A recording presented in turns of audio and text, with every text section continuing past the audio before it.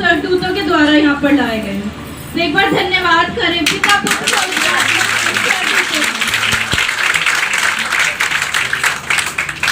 और आज जब प्रायश्चित का दिन है तो हम पढ़ेंगे भजन संगीता 32,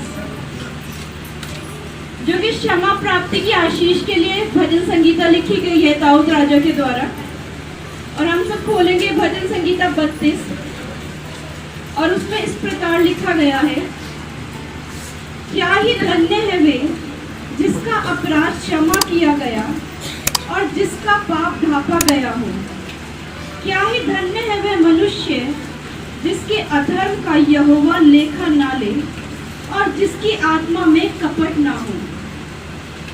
जब मैं चुप रहा तब दिन भर कर रहते मेरी हड्डियां पिघल गई, क्योंकि रात दिन मैं तेरे हाथ के नीचे दबा रहा और मेरी तरावट धूप काल की सी जुर्राहट बनती गई। जब मैंने अपने पाप तुझ पर प्रकट किया और अपना अधर्म ना छिपाया और कहा, मैं यहोवा के सामने अपने अपराधों को मान लूंगा, तब तूने मेरे अधर्म और पाप को क्षमा कर दिया। हालेलुया। इस कारण हर एक भक्त तुझसे ऐसे समय में प्रार्थना करे जबकि तू मिल सकता है। निश्चय जब जल की बड़ी बाढ़ आए तो भी उस भक्त के पास ना पहुंचेगी। तू मेरे छिपने का स्थान है, तू संकट में मेरी रक्षा करेगा। तू मुझे चारों ओर से छुटकारे के गीतों से घेरे रहेगा। मैं तुझे बुद्धि दूंगा और जिस मार्ग में तुझे चलना होगा उसमें तेरी अगुवाई करूंगा। मैं तुझ पर कृपा दृष्टि रखूंगा और सम्मति दिया करूंगा। तुम घोड़े और खच्चर के समान ना बनो जो समझ नहीं रखते। उनकी उमंग लगाम और रात से रोकनी पड़ती है, नहीं तो वे तेरे वश में नहीं आने के। दुष्ट को तो बहुत पीड़ा होगी, परंतु जो यहोवा पर भरोसा रखता है वह करुणा से घिरा रहेगा। हे धर्मियों, यहोवा के कारण आनंदित और मगन हो, और हे सब सीधे मन वालों आनंद से जय जयकार करो। हालेलुया। एक बार जय जयकार वाली ताली हो जाए परमेश्वर।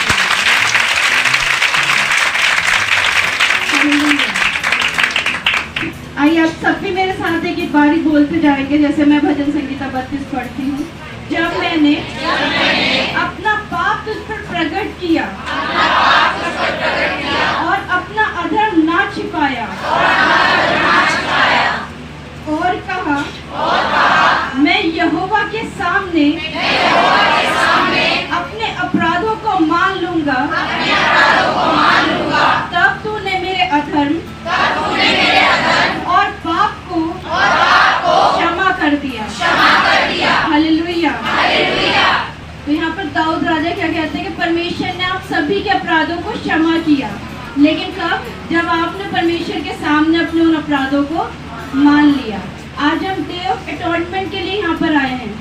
डे ऑफ अटॉनमेंट है पश्चाताप का दिन या प्रायश्चित का दिन।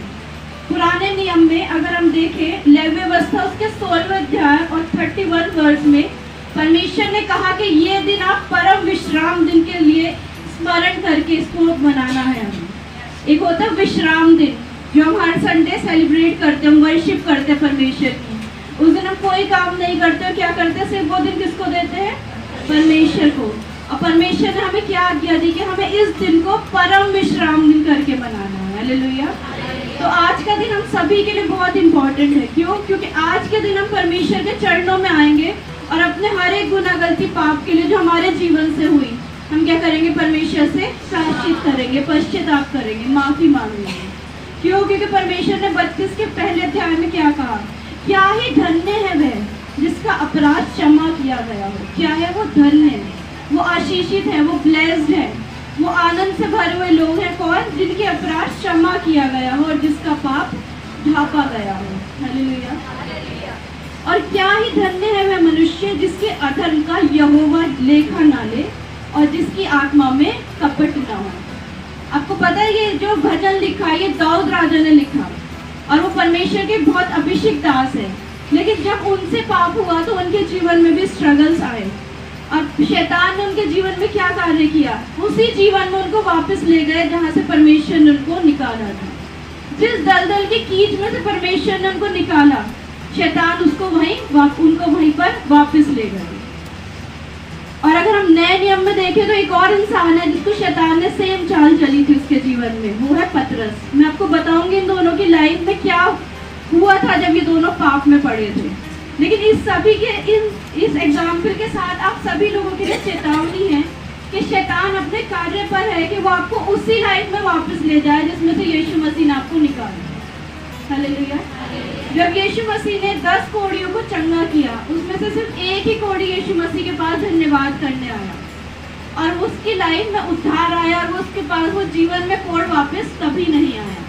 तो हमें उन 9 कोढ़ियों के समान नहीं बनना जो परमेश्वर के पास धन्यवाद करने भी नहीं पहुंच पाए। दाऊद राजा को जब परमेश्वर ने राजा होने के लिए अभिषेक किया, उससे पहले वो बिल्कुल एक साधारण बालक थे। वो एक ऐसे बालक थे जो बिल्कुल कह सकते को परिवार के जो सबसे छोटे काम होते थे वो किया करते थे, कि भेड़ बकरियों को चराना या फिर अपने भाइयों तक खाना पहुंचाना। लेकिन सोचिए कि परमेश्वर ने उनको क्या अभिषेक किया कि वो पूरे इजराइल के राजा हो जाए। ऐसे ही परमेश्वर ने आप लोगों की लाइफ को भी अभिषेक किया, चेंज किया कि आप परमेश्वर के पुत्र और पुत्री करके ठहरे। लेकिन वचन में क्या लिखा है कि चोर आया चोरी करने और घात हत्या करने। शैतान का क्या काम है कि आपके उस अभिषेक को, आपके उस ब्लेसिंग्स को चुरा के आपको उस पुरानी लाइफ में पहुंचा दे। और मैं तो बिल्कुल नहीं चाहती कि मैं उस पुरानी लाइफ में जाऊं। मैं विश्वास करती हूँ कि यहाँ पे कोई भी जन नहीं चाहता होगा कि अपनी पाप वाली पुरानी लाइफ में लौट जाए, जहाँ पर बीमारी थी, गरीबी थी और अनेकों प्रकार के श्राप थे हमारे जीवन में। हालेलुया। और जब दाऊद राजा से पाप हुआ, शैतान ने उनके जीवन में क्या युक्ति चली कि उनका जो बेटा था अबीशलोम, वो ही उनके खिलाफ हो गया। और वो जब राजा बनने से पहले वो जिन जंगलों में, जिन पहाड़ों पे दौड़ते फिरते थे अपनी जान बचाने के लिए, शाऊल राजा से, दूसरे राजा से जो उस समय था, वो उन्हीं पहाड़ों पे फिर से दौड़ते हुए दिखाई दिए जब अबीशलोम उनके खिलाफ हो गए। देख रहे हैं आप, जो उनकी पुरानी लाइफ थी, एक राजा होने के बावजूद वो उसी पुरानी लाइफ में लौट गए। हमें बहुत सावधान रहना कि हमें परमेश्वर के सामने क्या करना, अपने अपराधों को मान लेना है। परमेश्वर ने उनके अपराधों को क्षमा किया जब उन्होंने परमेश्वर के सामने नर्म और दीन होकर प्रार्थना की, और परमेश्वर ने उनको फिर से राजा बनाया, फिर से रिस्टोर किया। लेकिन उनके जीवन में ताड़ना आई थी कि उनका एक पुत्र परमेश्वर ने उनसे छीन लिया था, और उनके जीवन में स्ट्रगल्स भी आई थी कि उन्हें अपनी पुरानी जैसी लाइफ दोबारा से देखनी पड़ी थी। हालेलुया। और अगर हम नए नियम में देखें पतरस को, जब यीशु मसीह पतरस से मिला तो वो क्या था, वो एक मछुआरे थे, वो मछली पकड़ने का काम करते थे। क्या है कि बहुत रेप्यूटेटेड काम है सोसाइटी में? नहीं, उनके जीवन में रिस्पेक्ट नहीं थी। यीशु मसीह ने उन्हें चुना अपने चेलों में से, 12 चेलों में से वो चुने गए, और वो यीशु मसीह के साथ साथ रह के उनसे शिक्षा प्राप्त करते थे। लेकिन एक दिन जब उन्होंने यीशु मसीह का इनकार किया कि मैं नहीं जानता यीशु मसीह कौन है, उनसे पाप हुआ। और आप जानते जब यीशु मसीह उनसे दोबारा मिलने आए तो क्या काम कर रहे थे, वो दोबारा से वही मछली पकड़ने का काम कर रहे थे। हालेलुया।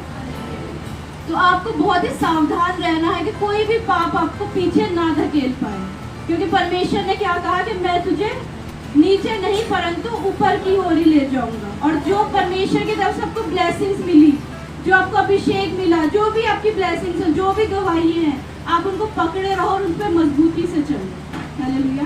भले ही आप परिवार से 1 या 2 जन आते हो, लेकिन जब आप परमेश्वर से प्रार्थना में मांगेंगे तो आपका पूरा परिवार भी यीशु मसीह की महिमा करने वाला। हालेलुया। और एक और वचन पढ़ेंगे हम इसी वचन संहिता 32 और उसका 6वां अध्याय। इस कारण हर एक भक्त तुझसे ऐसे समय में प्रार्थना करे जबकि तू मिल सकता है। हालेलुया। आप पूछेंगे कि ऐसा कौन सा समय है? परमेश्वर तो हम जानते हैं कि हर समय हमारे साथ है, लेकिन आप याद करिए जब यीशु मसीह क्रूस पर थे तो उन्होंने क्या वाक्य बोला था कि हे परमेश्वर तूने मुझे क्यों छोड़ दिया। उस समय परमेश्वर यीशु मसीह के साथ नहीं थे। क्यों? क्योंकि यीशु मसीह उस समान एक पाप के नीचे थे। जब वो क्रूस पे बलिदान दे रहे थे तो एक पापी के समान परमेश्वर के सामने थे। किसके लिए? हम सभी के लिए। लेकिन जो पाप उनके जो बोझ उन्होंने उठाया था उसके कारण परमेश्वर ने भी उनसे अपना मुंह मोड़ लिया था। इसलिए उस समय परमेश्वर हमारे साथ नहीं है जब हम पाप में होते हैं अगर हमारा जीवन।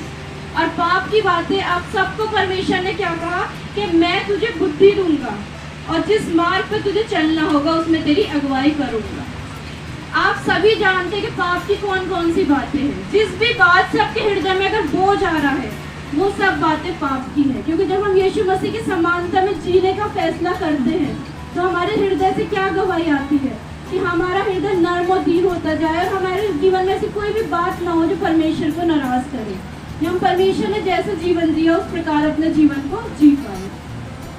वो सारी पाप की बातों के लिए आज हम क्या करेंगे, क्षमा मांगेंगे। क्योंकि आज क्या है, पश्चाताप का दिन, आज है डे ऑफ एटोनमेंट। और परमेश्वर ने क्या कहा कि ये तुम्हारे लिए एक परम पवित्र दिन करके ठहराया जाए। और आज जितने लोग भी अपने पापों की, अपने गुनाहों की, अपनी गलतियों की परमेश्वर के सामने क्षमा मांगेंगे।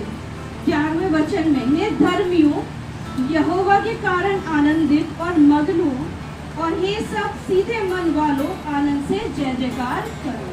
हमें अपने मन को कैसे करना है, सीधा, बिल्कुल साफ। और जैसे हमने फ्राइडे में पढ़ा था कि जब पवित्र आत्मा हम पर आता तो हम पृथ्वी के हर एक छोर तक परमेश्वर के गवाह ठहरे। हालेलुया। आज हमें परमेश्वर से माफी मांगनी है और परमेश्वर से कहना है कि परमेश्वर आप मेरे जीवन में आए, आप मुझे बुद्धि दे, या जो भी जिस चीज के लिए आप चर्च में आए प्रार्थना के लिए, वो बात जब परमेश्वर से क्षमा के साथ मांगोगे तो आपकी बड़ी बड़ी गवाहियां बनने वाली। आइए हम सब प्रार्थना करें। हमारे YouTube चैनल को आप सब्सक्राइब कीजिए और अपनी फैमिली के लिए समस्या और परेशानी में प्रार्थना करवाने के लिए हमारे व्हाट्सएप नंबर पर जो स्क्रीन पर आपको दिखता है उस पर आप मैसेज भेजिए, आपके लिए प्रेयर की जाएगी। May God bless you.